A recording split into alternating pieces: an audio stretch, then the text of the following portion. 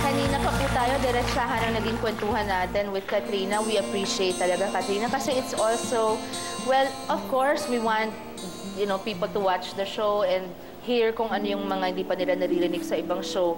Pero gusto rin namin yung malinawan sila. Kaya parang tinatanong ko sa yung mga tanong kanina pa. So, eto ngayon naman, Katrina, pag-usapan natin ang panibagong yugto ng buhay ni Katrina Halili. Eto na yung moving on part ng buhay niya. Dahil kumbaga, nalagpasan na ang dalubyo. Eto na tayo sa masaya. Muna nag-start sa father mo, di ba? Yes, so, ox na. Ngayon, sinasabing pag may di magandang nakaraan ang babae, alam mo naman tayo, judgmental ang Pilipino, di ba? Parang bumababa ang chance nilang makatagpo ng lalaking tatanggap sa kanila ng buong buo. I'm sorry, pero uso pa ba yun? Uso pa ba yun? Siyempre, okay yung... Kasi, I'm sorry ha, pero ang pagkatao at pagka-decent ng isang babae, parang hindi naman konektado sa ibang parte ng katawan niya. Pero, depende talaga. Wala namang perfecto sa atin, di ba? Katrina, pagkatapos ng controversial na lahat ng kontrobersyang dinaanan mo na lang, generalize na natin.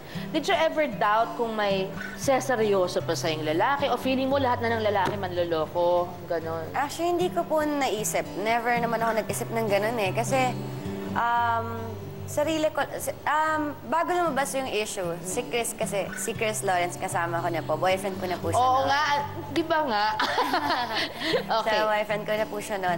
Hindi naman ako nag-isip na wala nang mag-aano sa akin, wala nang magmamahal sa akin, wala nang re-respeto sa akin. Para sa akin, para respetuhin ka ng isang tao, kailangan respetuhin mo muna yung sarili mo. So, After the gulo, syempre yun, minahal ko naman ng sobra yung sarili ko na po. tapos si Chris. Nandyan lang po siya sa tabi. Yeah, at talaga mahal ka ni Chris Lawrence, di ba? Mahal na mahal ka talaga. Before and after siya yung naging boyfriend mo. Apo. Right? So, talagang pag mahal ka ng lalaki, ano man ang pagdaanan mo, talagang paninindigan ka. Yan naman ang gusto ko kay Chris. Masasabi mo bang, nabawi mo na ang sarili mo? Nabawi mo na your whole self, your whole being, sa lahat ng nadaanan mong panglalait at lahat ng hindi maiwasang panghuhusgang natanggap mo? Sobra pong nalampasan ko na. Actually, 2010 pa eh. Kasi after po nung issue, parang naging ako eh. Lagi lang ako nakayuko, hindi ako lumalabas ng van. Gaano katagal nangyari yun sa'yo? Tagal eh. Simula po nung nangyari in 2009 hanggang 2010 ng November. Wow! Hindi ako nakikipag-usap sa set, hindi ako nagsasalita, sa mall, lagi lang ako nakayuko. Pero basta nag-start November 2010, gumaan na, parang okay, nakakataas na una ako, punta ako mall, lakad-lakad, nakuha ako ng tumawa. Na yung mga tao okay na? Parang wala na silang pake? Parang, hindi ko naman po care yung tao eh. Ako parang wala pa akong confidence nun. Hindi ako nahihiya sa kanila, basta para lang ang weak. Parang wala akong gana magsalita, wala lahat. So, in 2010, ng November, yun din lang nag-start. Tapos, syempre, may baby ako ngayon. Sobrang blessed po ako. So, when you found out you were pregnant, anong reaction niyo ni Chris? Ako, syempre, nag-isip muna po ako ng isang buong araw kasi parang hindi ako ready. Hindi mo muna sinabi or sinabi mo agad? Kay Chris? Binato ko po siya ng pregnancy test. Binato ko po siya sa mukha niya. Ay, hindi ka pa ready nun. Hindi pa So, po. syempre, parang feeling mo young. Isang buong araw po. Kasi Pero, ano to, parang, di ba, you take precautions naman para wag ka mabuntis, di ba? Kaya lang medyo... parang may palya ata. May lumusot.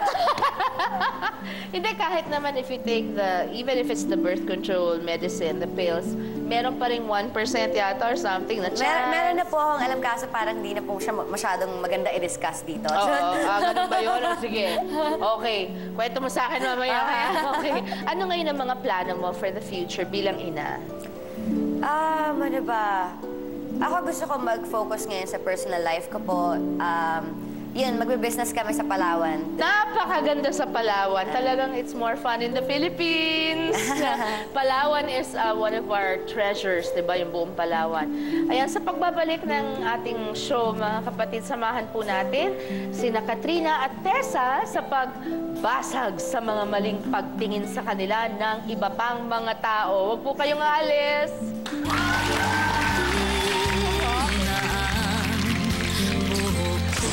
single noon si Hayden at single din si Chris, sino mas pipiliin mo? Ay, I like that!